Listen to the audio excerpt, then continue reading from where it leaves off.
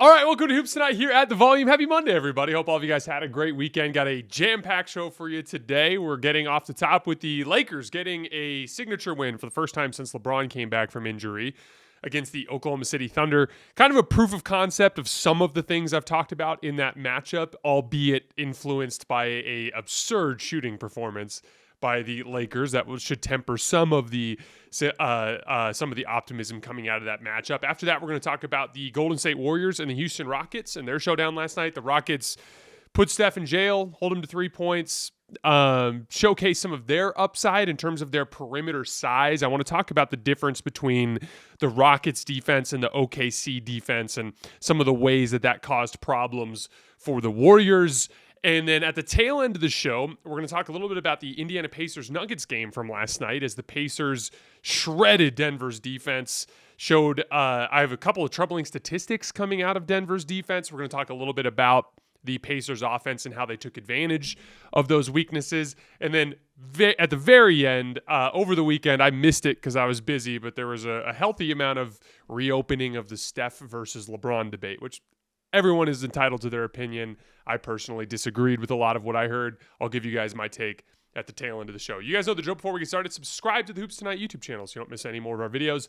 Follow me on Twitter @_JasonLT so you guys don't miss show announcements. Don't forget about our podcast feed, wherever you get your podcasts under Hoops Tonight. It's also super helpful if you leave a rating and a review on that front. We also have brand new social media feeds on Twitter, Instagram, and Facebook, where Jackson's doing incredible work this year. Make sure you guys follow us there for extra content. And last but not least, keep dropping mailbag questions in the YouTube comments so that we can hit them in our weekly mailbags throughout the remainder of the season. All right, let's talk some basketball. So the Lakers blew out the Thunder last night because they shot extremely well. That was the reasoning for the blowout. They shot 51 jump shots and got 78 points out of them. That's insane. It's 1.53 points per shot. So that was the reason for the dramatic differential between the two teams. But as I literally always say on the show, shooting variance or luck or whatever you want to call it plays a role in shot result. But I always think comfort plays a larger role. The Lakers stars, and by association their role players, were comfortable in that game. More comfortable than their Thunder counterparts. That allowed them to get into an offensive rhythm that the Thunder were not able to get into. You talk a lot about the Lakers shooting. That's the number 3 offense in the league that the Lakers held to 99 points last night. And yeah, the Lakers have been somewhat inconsistent defensively since LeBron's injury, but as we saw before LeBron's injury, they are capable of getting to that type of level on the defensive end of the floor. Arguably, the most exciting thing about what happened last night was the Laker defense getting back to form. But the only way to flip shot result, like if you want shot result to go from 78 points on 51 jump shots to 52 points on 51 jump shots, you're not going to get that just by rolling the dice again. If you roll that same set of dice and you allow the Lakers to get as comfortable as they did, they may not get 1.53 points per shot. They'll probably be 1.2, 1.3 points per shot. If you let them get that comfortable, you have to find a way to flip the comfort dynamic in order to get that luck to play in your favor, which is why I always talk about that as a subsidiary factor and not the main factor in shot result when we're talking about basketball games. Why were LeBron and Luka so comfortable? They had 49 points on 36 shots, 13 assists to just 4 turnovers.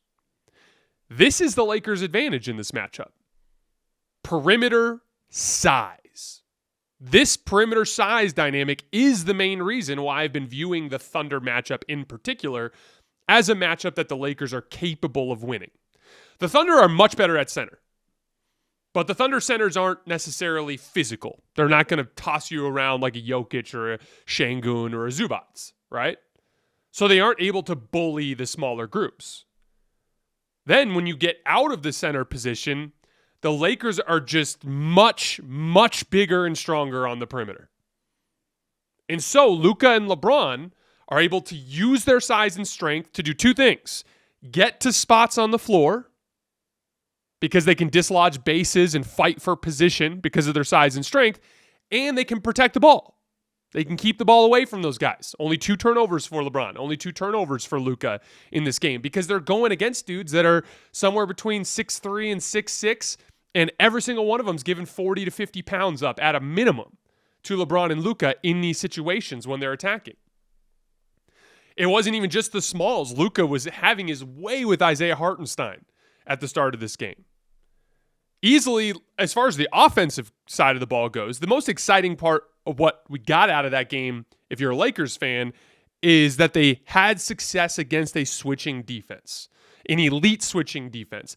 Historically, a statistically prominent defense that switched every screen, and Luka was able to punish Isaiah Hartenstein in switches, start to force the double teams that led to those kick-out opportunities for the quality catch-and-shoot looks. LeBron and Luka attacking smalls, all right in the middle of the floor where it's hard to double team. The short-range shot making is such an important piece of LeBron and Luka punishing smalls. The Lakers made 9 short to mid-range shots in this game, either floaters or short jump shots or mid-range jump shots. That is how you punish those matchups to the point where they start sending extra attention. They ran 37 ISOs and post-ups in this game and were well over a point per possession.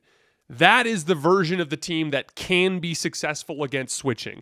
LeBron and Luka both have to, and Austin as well to a certain extent, have to punish teams in single coverage enough to draw the help that leads to the rotation opportunities, that lead to the rhythm and flow of their offense, that gets them those catch-and-shoot threes that they get much more easily against a drop coverage or against an at-the-level coverage. But it requires a more diligent punishing of matchups against switching.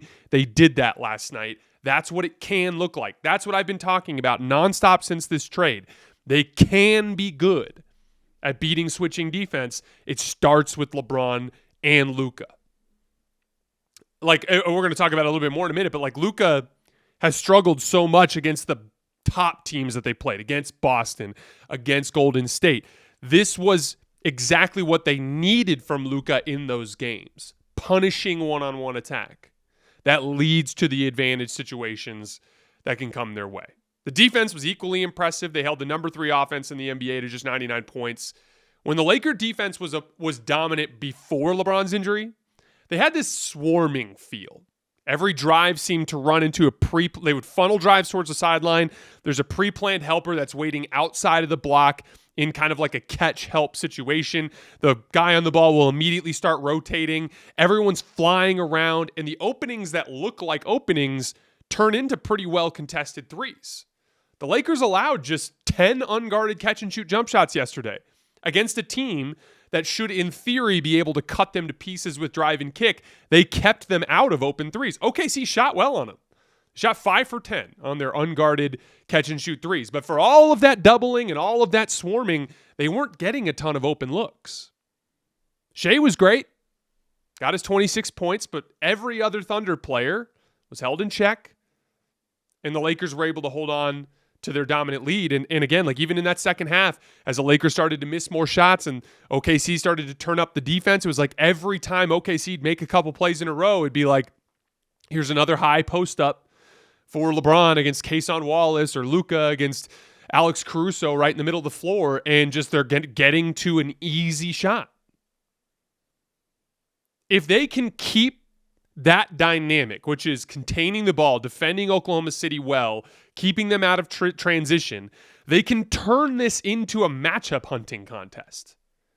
And if they turn it into a matchup hunting contest, I like LeBron and Luka picking on their smaller defenders more than I like Shai and J-Dub taking contested mid-range jump shots over taller players. Because again, this is a team with a lot of length on the perimeter.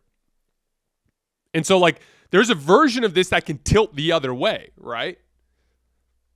LeBron and Luka 2 turnovers each. There's a version of this game where you can imagine LeBron and Luka are a little more sloppy. They have a few early turnovers that lead to runouts. OKC gets a little bit of lead, gets a little bit of momentum. The pressure continues on the defensive end. The Lakers miss a few catch and shoot shots. Now they're down 18-9. Are they still going to slide their feet? Are they still going to fly around in rotation? There's an enormous amount of mental discipline that it takes for this Laker team to be good defensively and to take care of the ball in this matchup.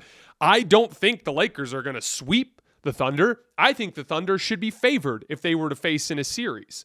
I am just saying the Lakers can beat them. If they can, this is what it would look like.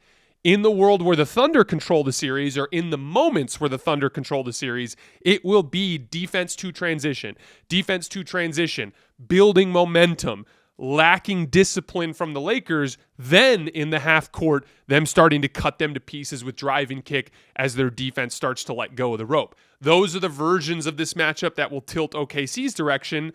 The versions that tilt LA's direction, taking care of the ball, ruthless matchup hunting, elite shot making, great transition defense, and great half-court defense. That's the version of it that will go the Lakers' direction. I thought it was a particularly important win for the Lakers for several reasons. First of all, they needed it for the standings. They were in some moderate danger of dropping to the play-in after the Golden State loss. That win last night makes it so that the Lakers need to go just 2-2 in their last 4 games in order to keep the 3 seed. If you drop both of these games to OKC, then you have to beat Houston or Dallas. And those are going to be tough games. Houston's beaten up on everybody. The Lakers are one of the few teams to get them as of late.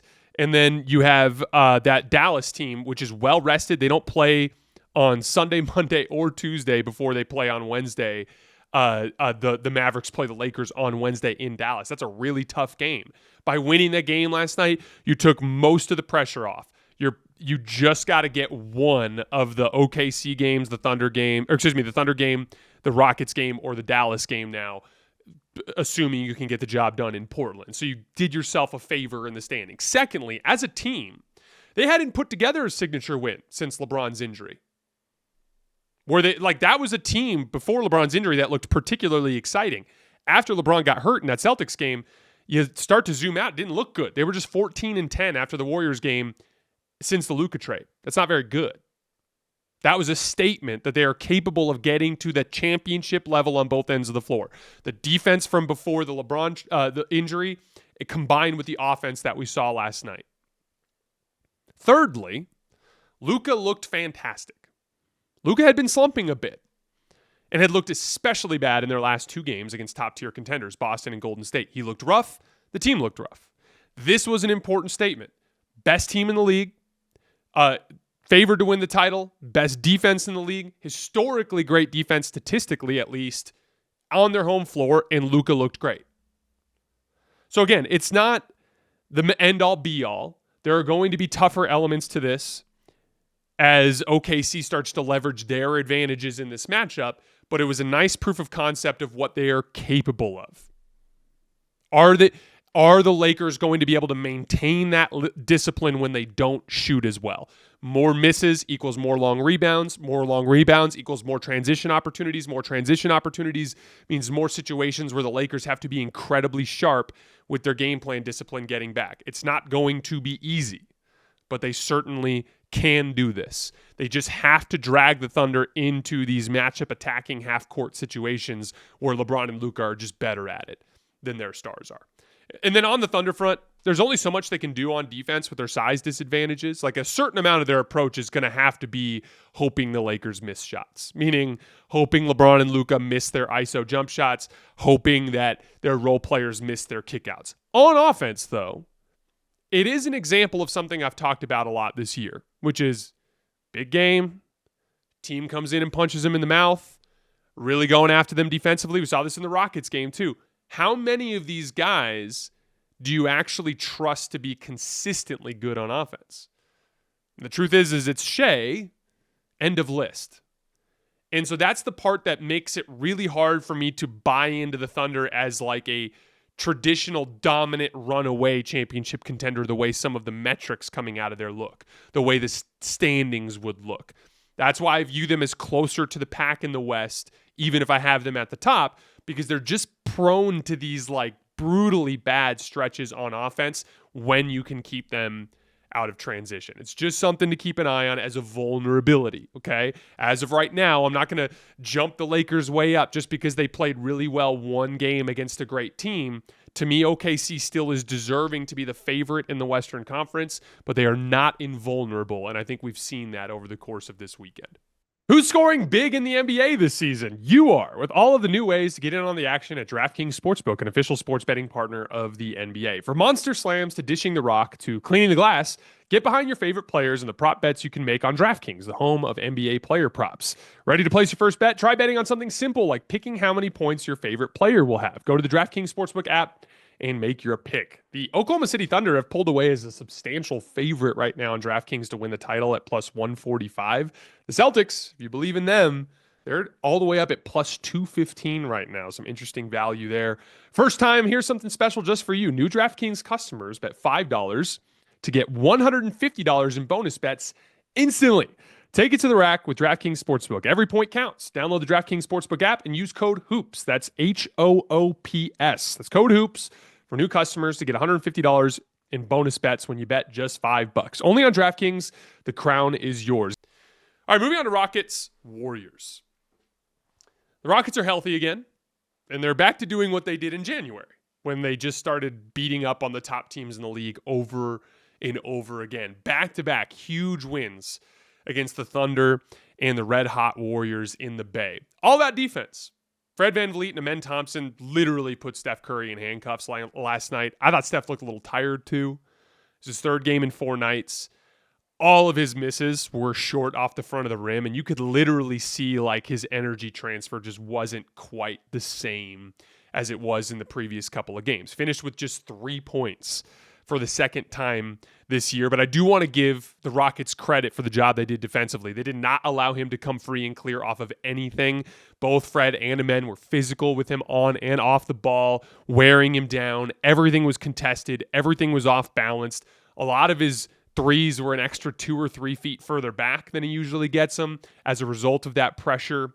This is where I want to talk about Houston's superpower on the perimeter, which is their athletic size. This is the thing that makes them fundamentally different than a team like OKC. We think of them both as these young athletic teams, super fast young athletic teams that play super hard, and that's their advantage in the regular season. And there's no doubt that's what it is. Like, I'm not surprised that after having watched these teams all year that OKC and Houston ended up at the top. It was pretty clear after the first month of the season. It's like, okay, these guys are super young and athletic, and these other older veteran teams in the West are going to have a hard time keeping up. They pulled away the way that they did. But OKC's kind of athletic profile is very different. OKC has rim protection in the form of Chet. Houston does not. I'd argue they have the opposite. Şengün is often the main entry point for their defense because he's the one guy they're not switching with. It's the guy that you can get that baked-in dribble penetration as long as you can lay a good screen on Amen Thompson or Dillon Brooks or whoever it is that's on the ball, right? But once you get past that center position, Houston's athletic wings are also much bigger and stronger than OKC's perimeter athletes. That size, on a fundamental level, gives them a better ability to contest jump shots. I've talked about that in the Thunder-Lakers matchup.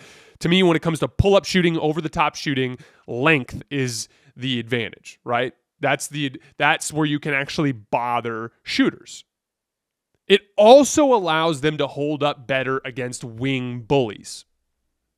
I don't think it's a coincidence that Luka and LeBron struggled against Houston in a way they didn't against OKC. It's that extra 2 inches. It's that extra 30 pounds of muscle. Makes a huge difference when you're battling guys for position.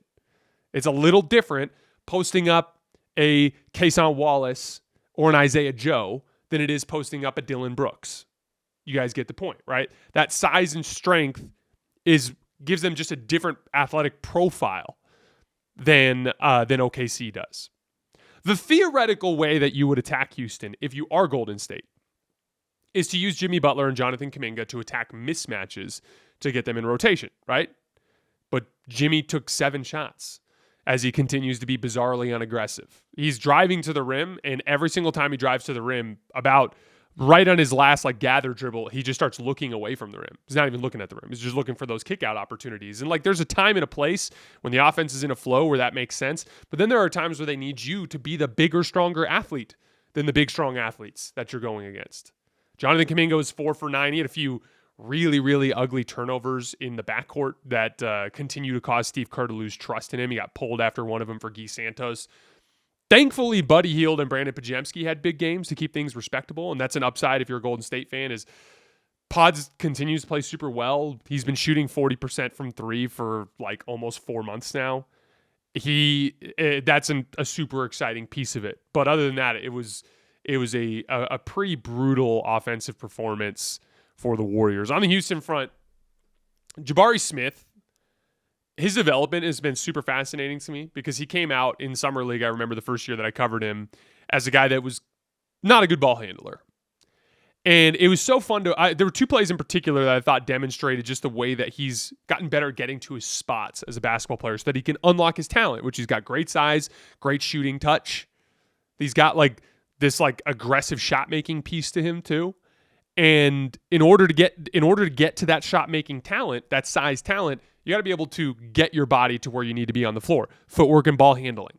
Footwork and ball handling are the skills that allow you to get your body from point A to point B with the basketball so that you can get to a spot where you can be a scorer. He had a play where he drove a closeout. Jimmy digs down from the top of the key as he's driving, snapped a push dribble with his left hand up the floor a couple of feet, ran up to the spot, got to it, and then popped up off the ground at that spot and made a little 10-footer. Just a nasty ball handling move from Jabari Smith. He had a little baseline ISO where he looked like Kevin Durant. Grabbed it, faced up, left foot, pivot foot, ripped to the left, one dribble pull up, just rose up over the top of the defender with his size advantage, knocked it down. He's turned into a super effective rebounder on both ends of the floor. He had 5 offensive rebounds in the 2 games, 26 total rebounds against the Thunder and Warriors. His 3-point percentage is up to 38% on 5 attempts per game over his last 16 games. Jabari's just turned into a really useful role player, kind of a combination of like that weak side scoring forward that we talked about while also having some of those bigger forward defensive and athletic capabilities that you see from like an Aaron Gordon type of player. Just a really exciting young player for Houston in their big picture goals. Dylan Brooks was incredible. He was attacking size mismatches out of the post. He went right over the top of Steph for 2 right shoulder fades early in the game. His 3-point shot is so much quicker and more fluid now. Jalen Green, one of the things that consistently has stood out to me against these more athletic defenses is that he is able to get to his spots because he's such a good athlete. That's kind of like what you needed from Kuminga last night. Was like, it's almost like Jalen Green is hectic and going to make some bad decisions, but he's able to rise to the occasion against these super elite defenses as a shot maker in a way that some lesser athletes can't. That's kind of what you needed from Kuminga in that matchup last night. Is you needed the mistakes. He's going to make 3, 4, 5 big mistakes, but you needed 17 points on 14 shots as he was looking to be aggressive throughout the game, and that piece just wasn't there. Şengün continued his ass-kicking tour. He went right at Draymond several times. He was destroying guards and switches. He had 50 points in the last 2 games. Again, I still don't view Houston as a legitimate threat to win the conference because I don't think they have the offensive variety or offensive resilience to be able to win 3 series with the types of teams that we have coming out of this Western Conference. But they will be a pain in the ass. And I absolutely think they're capable of upsetting a team. Like, if we saw the Rockets play in the second round, I wouldn't be stunned. Like, I wouldn't be completely shocked. I just would be shocked if they ended up winning the conference entirely. I am so excited. We are less than a month away from going to the Sphere to see Dead & Company. I'm actually seeing 3 shows in a row. If you haven't seen them yet, even if it's not the Dead, the Sphere is like an incredible concert venue experience. You guys got to get over there and check it out. Which is why I want to give the sponsor of today's video, SeatGeek, a huge shout out. With over 28 million downloads, SeatGeek is the #1 rated ticketing app. There are more than 70,000 events listed on SeatGeek, including concerts, sports, festivals, and more. And right now you can get tickets to the NBA and NHL playoffs, which are right around the corner. And again, the Major League Baseball season is not far behind. I love using SeatGeek. It's super easy to use. Tons of tickets. You can see all the different amazing deals they have right now for the Dead & Company shows going on at the Sphere. SeatGeek has your back. Each ticket is rated on a scale of 1 to 10, so you know if you're getting a good deal. So look for the green dots. That's what you're looking for. Green means good. Red means bad when it comes to the deal. Plus, every ticket is backed by their buyer guarantee. And you know I came through for you guys. You can use code HOOPS10, that's HOOPS10, for 10% off your next set of tickets at SeatGeek. That's 10% off any tickets with promo code HOOPS10. That's HOOPS10. Make sure you click the link in the description to download the app and have the code automatically added to your account so you can use it later. Thank you, SeatGeek. Moving on to Pacers Nuggets. The Pacers just absolutely shredded Denver's defense in the middle portion of this game. Denver got off to a little bit of a lead early. Jokic was incredible in this game. He had his three-point shot going early in the game. They were leaving him in a lot of single coverage situations against Miles Turner, and he was just being super aggressive. Jokic went for 41 points. It just didn't matter because in that middle portion of the game, the Pacers hung 74 points in the second and third quarters on the Nuggets. And it all came down to a combination of two factors. One, a reality that I've been discussing a lot on this show, which is that the Nuggets defense is bad. And the reason why it's bad is a combination of two factors. They have to bring Jokic up to the level because he can't switch or protect the rim. So they have to bring him up to the level, which puts 2 on the ball. Now you're in these 4-on-3 situations. Jokic has not been very good with being active with his hands and disrupting when he comes up to the level. So as a result, you're just playing 4-on-3 basketball, and you haven't been very good in your rotations on the back line with those 3 guys. That is a death sentence. If you're going to put 2 on the ball without bothering the ball, and you're going to operate 3-on-4 but not be a good rotation team, you're going to get cut to pieces. On the other side of that is a red-hot Pacers team that's now won 4 in a row with Tyrese Haliburton and Miles Turner just running a deadly high ball screen attack. And that just that confluence of those two events just led to some hilarious basketball in Denver last night. I clipped a thread of a bunch of examples of this concept so you guys can see it. It's on my Twitter feed at _JasonLT, but the Pacers just got either a wide open layup or a wide open 3 basically whenever they wanted against the Denver defense. A combination of a couple things. Basic pick and pop action with Miles Turner. Jokic at the ball. Miles Turner is just sitting at the top of the key. They're not rotating from the weak side. Easy pitch back. He's wide open. Several transition trailing types of shots for Miles Turner where Haliburton would just do a probing dribble attack right around the top of the key, and the on-ball defender would kind of be there, but Jokic would just sink down to the foul line as a kind of a token help situation. Just pitch it back to Miles Turner. He's right there at the top of the key. Shout out Miles Turner, by the way. It's not just shooting, it's aggressive shooting. I talk about this all the time. There's a huge difference between a guy who hits 40% of his threes and a guy who confidently and aggressively hunts his shot. That is the one that's going to manifest better for the defense, right? That manifest with more of a reaction from the defense, I should say. But the Nuggets weren't accounting for him, and Turner was being aggressive. He ended up hitting a 27-footer, huge one on the left wing on a play because he got comfortable with all these easy shots, and then he went into a tougher one off the left wing they ended up hitting. But a lot of them, though, they were rolling with Turner and tagging Turner. And so when they were tagging Turner, it just created those simple weak side 2-on-1s, and it was just skip pass or swing, wide open 3. Skip pass or swing, wide open layup. Just over and over and over and over again. It didn't even matter that Denver was scoring on the other end. Christian Brown went for 30, slashing them to pieces on drives and transition pushes. Jokic goes for 41. It didn't matter because the Pacers just got whatever they wanted on the other end of the floor. Obi Toppin, he kind of fits the mold of that weak side scoring forward that I was talking about earlier. He had 22 points in this one.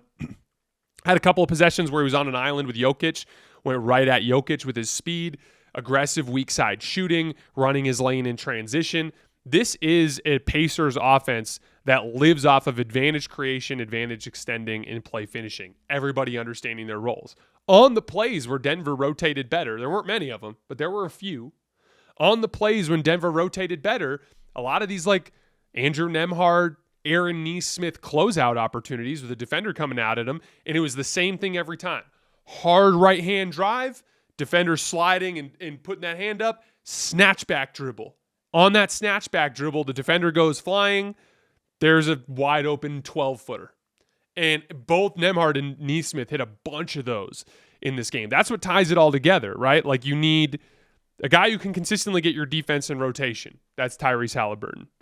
Then you need guys that can be play finishers, right? Miles Turner hitting pick and pop threes. Miles Turner finishing on the roll.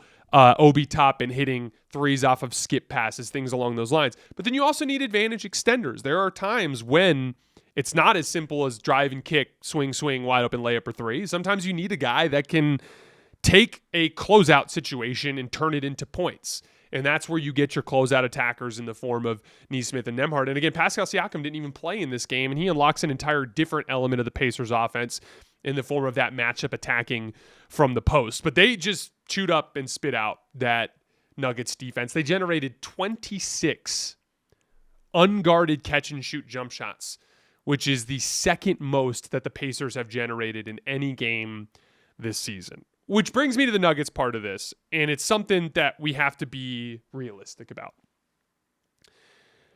The Nuggets, since January 23rd, with Nikola Jokic on the floor, have a 120 defensive rating. To be clear, it's not all Jokic's fault. Like I said, it's a combination of two factors. Jokic constantly having to be at the level of the screen, but then him also not having the energy because he has so much offensive responsibility. He doesn't have the energy to be really active up at the level. So because he's not very active up at the level, the ball handler is able to make relatively easy reads and kick out passes from there. Then you're in all these 4-on-3s and the rotations are just not being made. There's not connectivity. Even with the athletes, even guys like Aaron Gordon, Peyton Watson, like they're not doing their job rotating on the backside. So again, it's both. Jokic is putting you in a compromising position on every single possession defensively, but you don't have the personnel to cover for him. So at a certain point, there's like a directional change that this organization needs to go through in terms of anchoring Jokic.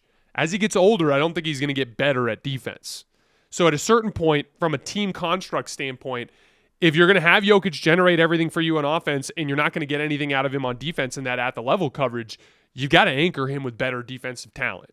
And I think that's something that they'll have to take a long look at when we get to this offseason. But like, here's the thing. I still view the Nuggets as a championship contender. I would be insane to write off Nikola Jokic. However, this is a long, extended, half the season long stretch where they haven't just been bad defensively. They've been so bad that it's basically impossible to win in the NBA playoffs with the type of defense that they've been playing.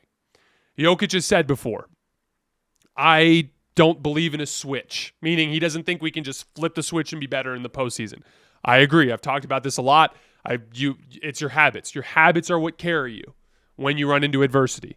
When the shit hits the fan and you're not hitting shots and the other team has all this momentum, the only thing you can rely on is the instinctual way you play hard. What habitually have you been making these rotations all year? Have you been communicating through actions all year? Have you been crackdown rebounding and boxing out all year? If you've been doing those things, they will still work for you when you run into adversity and carry you through rough stretches so that your offense can carry you back to the forefront. This Nuggets team is going to score a lot of points. They can score, but they will have stretches where they cool off, and teams will pull away from them if they don't have a higher level than this that they can reach defensively. Now, again, I won't write them off because I have seen this group play better defense than they've played. Hell, they played better defense in the early part of the year. But the problem is they are practicing playing bad defense now. They are deliberately prepping for the postseason by playing a brand of basketball that will not work in the postseason on the defensive end of the floor. So they're playing with fire. What does that mean? Does that mean they can't win? Of course not. They could go on a run. They could play better defense. Jokic could go crazy. They could hoist the trophy.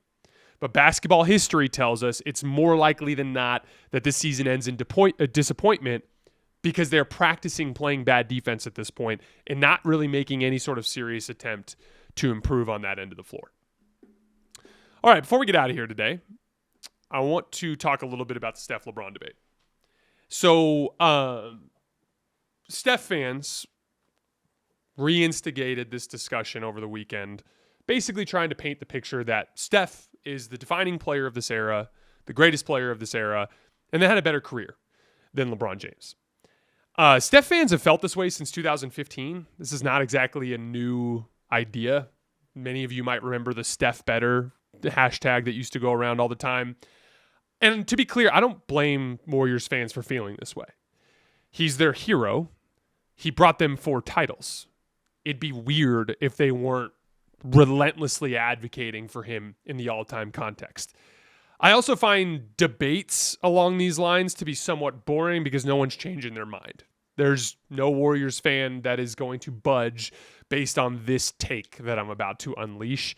You guys have your way that you feel. I respect that. I have my way that I feel. I respect that. Or I would ask for the same in return, right? But I have literally never heard a basketball person who isn't a Warriors fan or an outspoken anti-LeBron guy make the case that Steph was better than LeBron.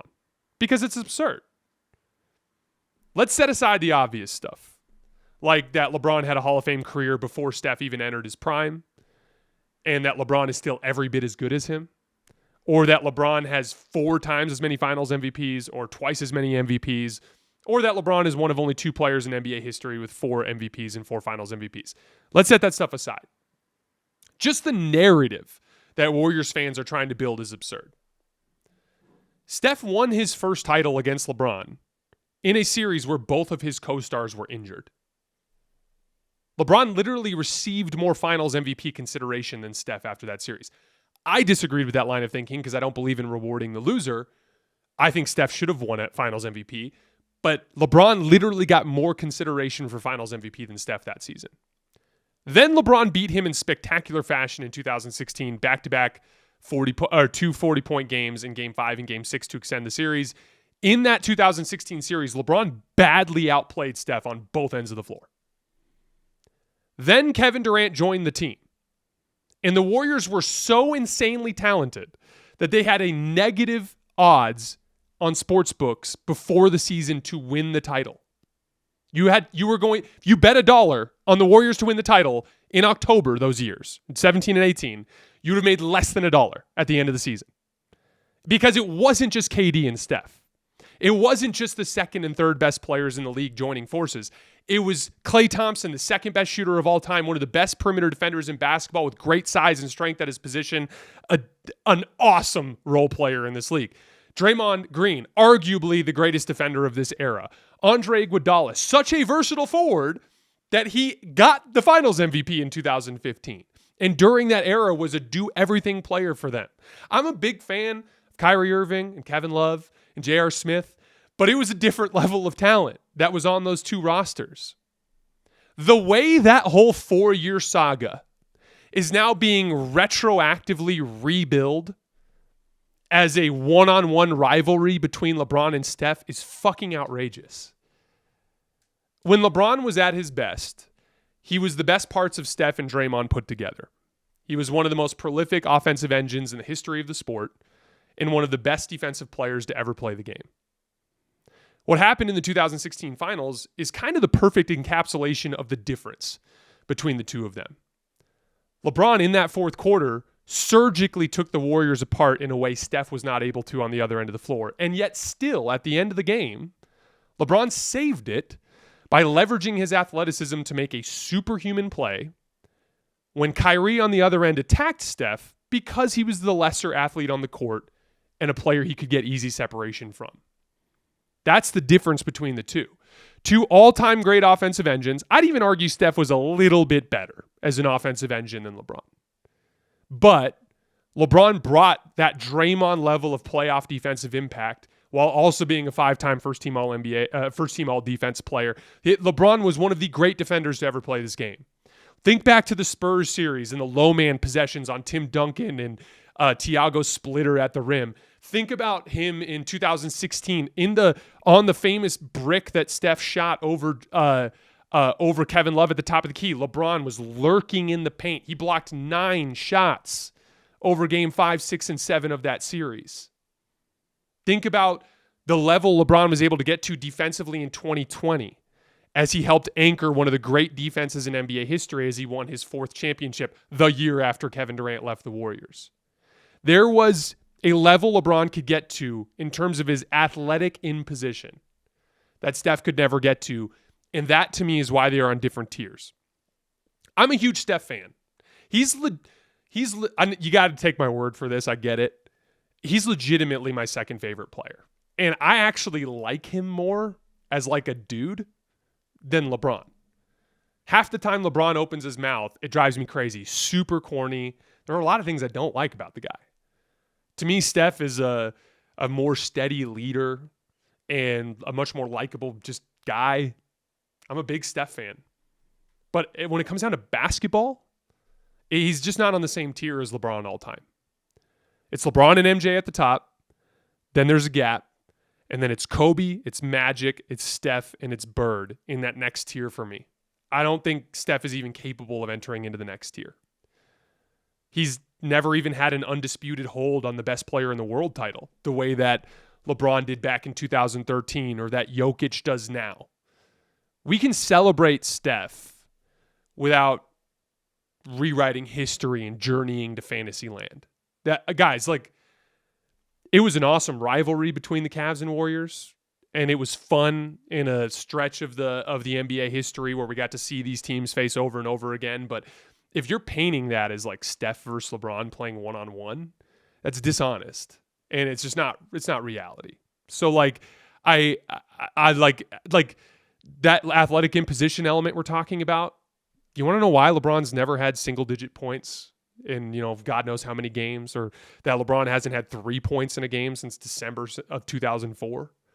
It's because there's a certain floor that comes from being 6'9", 260 pounds and big and strong and being able to leverage yourself in ways that don't strictly tie to shot making. Now, Steph has a gravity element. In the Rockets game last night, for instance, he only had 3 points. A lot of plays on film where I'm watching Steph run off of an action, someone slip out of it and get open. Steph has value that goes beyond it, but there's more variance in his singular output on the game because he's a jump shooter. Sometimes the shots don't go in. Sometimes he goes 1 for 8 from 3 instead of, 12 for 20.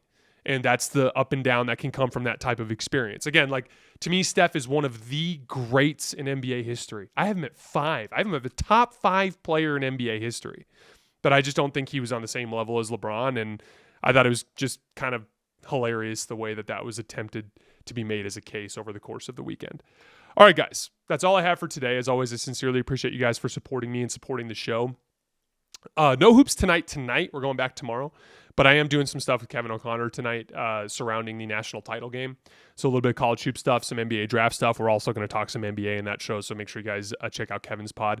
Otherwise, I will see you guys tomorrow.